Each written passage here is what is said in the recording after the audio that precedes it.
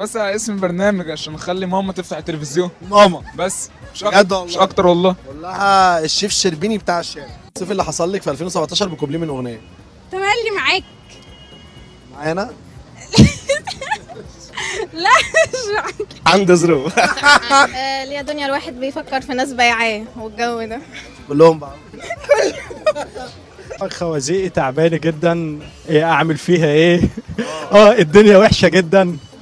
طب اقول لكم ايه؟ وانا مش زعلان. يا لكن ما لكش ايه كده؟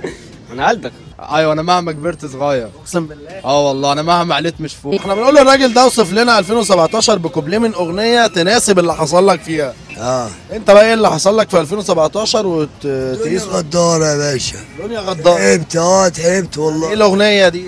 الدنيا غدارة يا عم، غدارة كده يعني وبتاع. لا يا بهيره، مش كده يا بهيره، بالراحه يا بهيره، بيخافوا يا بهيره. هي اسمها لا يا بهيره اساسا 2017. 2000. هي بهيره بقى، ايه بهيره؟ بنخاف منها بقى. عملت معاك البهيره بقى. عملت معانا البهيره كلها.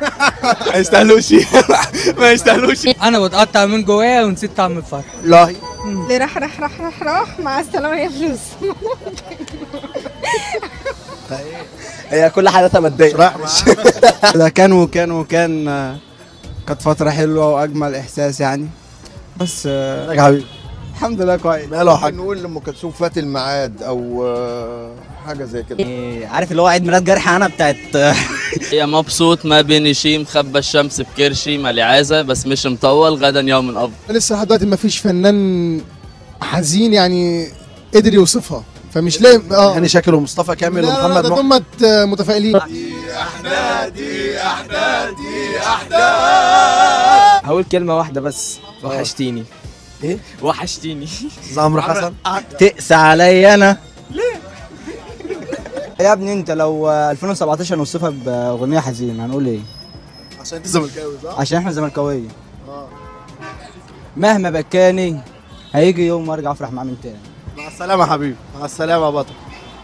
ايه طيب مش مهما بكاني انا ده عمره ما يفرح ابدا.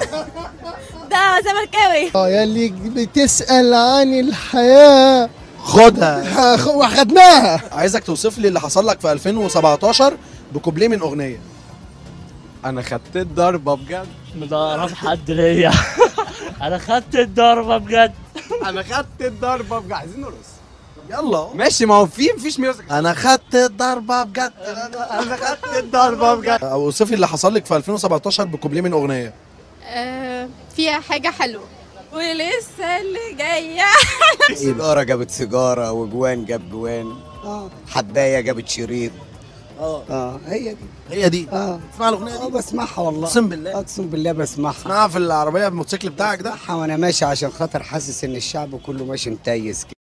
واحدة وأنا ماشي كده، أنا شغال في النيابة، أنا طالع وهي أول ما شافتني طلعت تجري وقالت عشماوي.